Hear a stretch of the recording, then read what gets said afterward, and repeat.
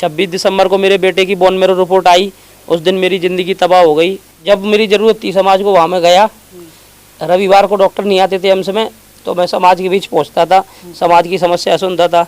लेकिन जब अनुराज ज़िंदगी और मौत से लड़ रहा था, ब्लड कैंसर की बीमारी से जूझ रहा था, उस टाइम कोई बड़े लीडर मदद नहीं कर पाया मेरी ना।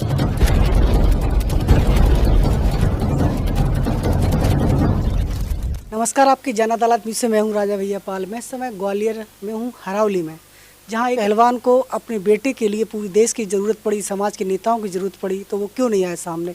इस पर हम बात करने के लिए आज पहुंचे हैं गिरिराज जी की। आप बीती सुनेंगे किस तरीके से उनके जीवन में ये घटना घटी है, क्या कुछ है। हमारे चैनल पर देश की समाज आपको देख रही है। गिरिराज पहलवान, आपने जीवन में बहुत कुछ किया है और आज इस मुकाम पर हो कि आपने बहुत कुछ खोया है, क्या कहना है? मैं यही बोलना चाहूँगा, पुराने दिनों को जब याद करता हूँ तो दर्द से भर आती हैं मेरी आँखें। दिल्ली एम्स में 3 साल मैंने अपने बच्चे के साथ संघर्ष किया। तो इस संघर्ष के दौरान बीच में जब बोन मैरो ट्रांसप्लांट होना था 2022 में, तो एक इंस्ट्रूमेंट मेरे हाथ में थमाया गया 15 लाख का। उसे लेके मैं चिंतित था, क्योंकि रोज़गार इतना कर नहीं पा रहे थे और दिल्ली के अंदर 2 साल 3 साल मैंने बिताए इलाज के ज़रिए। तो दिल्ली में भोपाल गया था फंड कराने के लिए, तो वल्लभ भवन में प्रवेश नहीं कर पाया मैंने। 3 दिन वल्लभ भवन के बाहर और सीएम हाउस के बाहर घूमता रहा। हमारे समाज के कुछ लीडर हैं, राष्ट्रीय अध्यक्ष बोल लो ने, उनको मैंने कॉल भी किए, लेकिन मेरी भेंट नहीं हो पाई माननीय मुख्यमंत्री जी से। निराश होकर वापस आया, पर दिल में एक जज्बा था कि नहीं, बच्चे के लिए करना है मुझे कैसे भी करके। मेरे पिताजी के सहयोग से थोड़ी सी रकम जुटाई हमने। दोबारा हम भोपाल गए तो भैया राम पाल जी हैं, उन्होंने राधेलाल जी को लेके आए। राधेलाल जी मुझे सीएम से मिलवाया, वहाँ से 2 लाख रुपए फंड मध्य प्रदेश शासन द्वारा मेरे बच्चे के लिए हुआ। उसके बाद मैंने रुख किया भारत सरकार की तरफ। तो परेशान हो रहा था प्रधानमंत्री फंड से, कई लोगों के पैसे आते थे 5 लाख रुपए 10 लाख रुपए। उसके सिलसिले में मैंने कई दरवाज़ों पर दस्तक दी, कई नेताओं के यहाँ पर गया, मेरे कुछ हाथ नहीं लगा। तो वहाँ से फंड तो आया था 3 लाख, लेकिन अगर मेरे लीडर, समाज के लीडर बड़े बड़े पदों पर बैठे थे, वो मेरी मदद करते तो 5 या 10 लाख रुपए फंड आता। फिर भी हमने हिम्मत जुटाकर बोन मैरो ट्रांसप्लांट कराया। लेकिन दुर्भाग्य ऐसा था कि बीमारी रिलैप्स आ गई 4थी बार दिसंबर में। और जब 26 दिसंबर को मेरे बेटे की बोन मैरो रिपोर्ट आई, उस दिन मेरी ज़िंदगी तबाह हो गई। डॉक्टरों ने भी हाथ खड़े कर दिए थे। 12 जनवरी को डॉक्टर मुझे बार बार बोल रहे थे घर ले जाओ बच्चे को, बोन मैरो ट्रांसप्लांट के बाद ब्लड कैंसर AML का कोई इलाज नहीं है। जो 10-12 प्रकार के कैंसर होते हैं उसमें ब्लड कैंसर AML डेंजरस है, इसके कीटाणु आसानी से जाते नहीं हैं। बच्चा अच्छे तरीके से बीमारी से लड़ा और 2 बार सही होकर स्वस्थ होकर घर पे भी आया, इधर रह के गया। मेरी जन्मभूमि, उसकी जन्मभूमि उरावली गाँव में। उसके बाद जब पैरों तले ज़मीन खिसक गई तो मैंने डॉक्टरों के हाथ पैर जोड़े। मैंने बोला सर कुछ भी करो, बच्चे का इलाज कराना है, हम कोऑपरेट करेंगे। तो विदेश से इसका इलाज चल रहा था, तुर्की से मेडिसिन आती थी, इंजेक्शन आते थे, तो कीमोथेरेपी चली इसकी, तो थोड़ा आराम मिला। बीमारी को रोक रही थी वो, लेकिन अंत में 22 तारीख को सर ने मुझसे बोला, PS की रिपोर्ट आई थी जिसमें 65% ब्लास्ट आ गया था, कि बच्चे को घर ले जाओ, बीमारी अब बहुत ज़्यादा बढ़ गई है। तो मैंने बोला सर एक बार इस पर आप मेडिसिन और लगाओ, लास्ट बार एक थोड़ा सा इंजेक्शन लगाओ, तो हम एक एक्सपेरिमेंट कर दोगे तो मैं इसको घर ले जाऊँगा। पर सर ने बोला इसकी पावर यूनिटी का मैं झेल नहीं पाएगा, और उन्होंने हाथ खड़े कर लिए। मैंने अपने समाज के बड़े बड़े लीडरों को, स्वास्थ्य मंत्री तक को फ़ोन लगाए, लेकिन मेरा फ़ोन रिसीव नहीं हुआ। मैसेज किए मैंने 22, 23, 24 तारीख को मैं दिल्ली छोड़ के ग्वालियर आ गया रोता हुआ। तो मुझे लग रहा था मैं देसी इलाज कराऊंगा, तो भिंड के पास एक नगर है घौद, जहाँ पर देसी दवाई मिलती थी, वहाँ से उसका इलाज करवाया। और ग्वालियर में 26 तारीख को ब्लड चढ़वाया। उसके बाद उसे बहुत दर्द हुआ। 30 तारीख को कान में दर्द था, बीमारी अंदर से बढ़ चुकी थी, आँख में थोड़ी सूजन आ गई जो निरंतर बढ़ रही थी। तो 1 तारीख और 2 तारीख को बहुत ही गहरा दर्द झेला उस बच्चे ने। 2 तारीख को उसका जन्मदिन था, 6 साल का हुआ था। और मैं ग्वालियर हॉस्पिटलों में लेके जाता तो ऐसी कंडीशन थी, प्राइवेट हॉस्पिटल के डॉक्टर इंजेक्शन तक भी नहीं लगा रहे थे उसे दर्द का, सिर्फ मेडिसिन लिख देते थे, दवाइयाँ के दर्द की दवाइयाँ ले लेना। तो ब्लड कैंसर का तो कोई इलाज ही नहीं हो रहा था यहाँ पर, सिर्फ दर्द की दवाइयाँ मिल रही थी। और 3 तारीख को गुरु पूर्णिमा के दिन हम सबको छोड़कर हमारा बेटा चला गया। गिरिराज पहलवान जी, बड़ा अफसोस की बात है, इस समय पूरा देश हमें देख रहा है, समाज देख रहा है।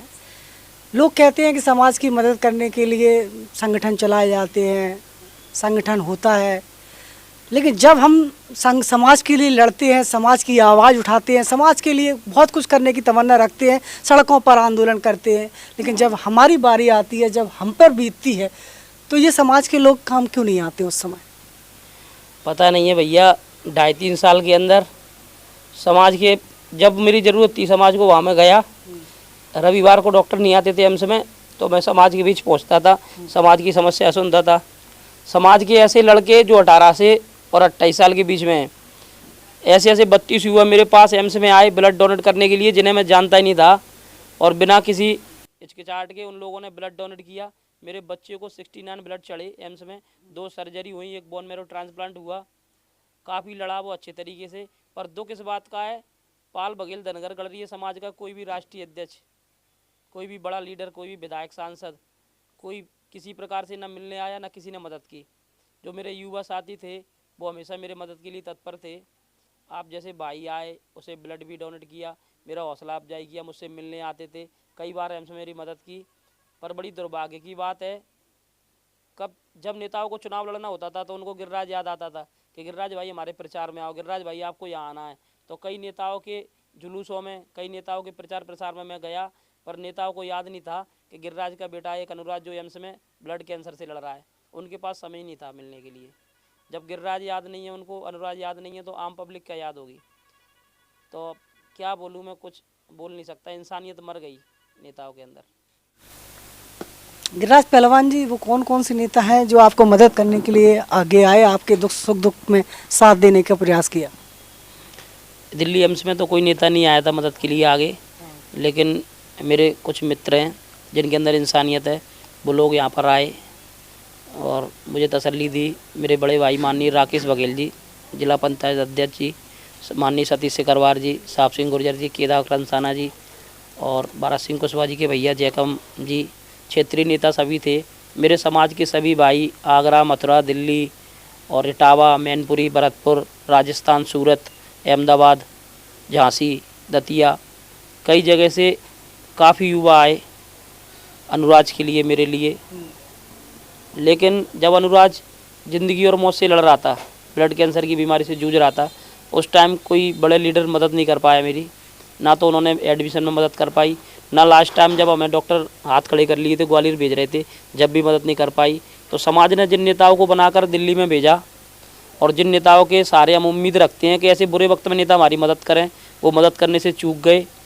तो आने वाले 2024 में हमारा पूरे समाज की युवाओं का प्रयास रहेगा कि दिल्ली के संसद भवन में और लोगों को भेजें एसपी बघेल बनाकर, क्योंकि आज हमारे पास एक ही एसपी बघेल है, तो शायद उनको मेरी आवाज़ नहीं सुनाई दी होगी। 4-4, 5-5 एसपी बघेल जब संसद भवन के अंदर होंगे तो निश्चित ही आगे चल के और कोई अनुराज इस तरीके से कैंसर से नहीं आ रहेगा। अनुराज एक अभिमन्यु की तरह लड़ा बीमारी से 3 साल, और 2 बार उसने बीमारी को हराया। तो आगे मेरा प्रयास यही रहेगा, जितने भी बच्चे बीमार हैं तो उन लोगों की मैं मदद करूंगा और अपने भाइयों को जिताकर विधानसभा लोकसभा पहुंचाऊंगा। और बस, देश का हीरो एक ही है, लेकिन वो हीरो काम क्यों नहीं करता कि जब हमारा कोई व्यक्ति समाज का मरता है, गिड़गिड़ाता है, उनसे ऐसे कैसे चलेगा गिरिराज जी? हीरो को भी ये बात पता है कि समाज एक दूसरे में केकड़े की प्रथा चला रही है, टांग खींच रही है, तो हीरो तो आराम से बैठ के मलाई खा रहा है। उसे सिर्फ अपने क्षेत्र से मतलब है, जिस क्षेत्र ने उन्हें राजा बनाया उस क्षेत्र से मतलब है, लेकिन वो हीरो तो पूरे इंडिया में पूजता है ना। अभी आपने देखा होगा मुजफ्फरनगर के अंदर, मैं देख रहा हूँ वीडियो के माध्यम से, एक बोर्ड उखाड़ दिया गया लोकमाता देवी अहिल्याबाई होलकर जी का। वो लोकमाता देवी अहिल्याबाई होलकर जिन्होंने इंडिया के 80% मंदिर, 12,750 मंदिरों का पुनर्निर्माण करवाया। मुगल शासन काल में जब औरंगजेब ने मंदिर तोड़ दिए, उन मंदिरों को पुनः स्थापित करवाया। अपना पति खोया, अपना ससुर खोया, अपना बच्चा खोया, उसके बाद भी मालवा का राज्य चलाया और लोक माता की उपाधि मिली। उस लोक माता के द्वारा बनाए गए मंदिरों के अंदर कई परिवारों के व्यवसाय चल रहे हैं, कई लोगों की पेट पल रहे हैं उन मंदिरों से। इसके बावजूद भी उन्होंने हिंदू देवी लोक माता देवी अहिल्याबाई का बोर्ड उखाड़ दिया। इस इंडिया के अंदर कई ऐसे बोर्ड हैं जो बिना परमिशन के लगे हैं, उन बोर्डों से किसी ने हाथ नहीं लगाया। लेकिन बीजेपी सरकार जो बोलती है उत्तर प्रदेश में डबल इंजन की सरकार है, और हिंदू और अपने सनातन धर्म को लेकर जो सरकार चलाती है, तो हिंदू की देवी लोक माता देवी अहिल्याबाई के पास ऊपर इतना अन्याय हुआ है कि 2-2 बार, एक बार कालिक पोत दी थी एक बोट पर मुजफ्फरनगर में अभी 1 महीने पहले, और ये बोट उखाड़ दिया। तो इस घटना की बहुत निंदा करता हूँ मैं, और बघेल समाज के नेताओं से बोलता हूँ, आप तो चुल्लू भर पानी में डूब के मर जाओ, क्योंकि इसी साल 31 मई 2023 में कम से कम 11 रैलियाँ मैंने की।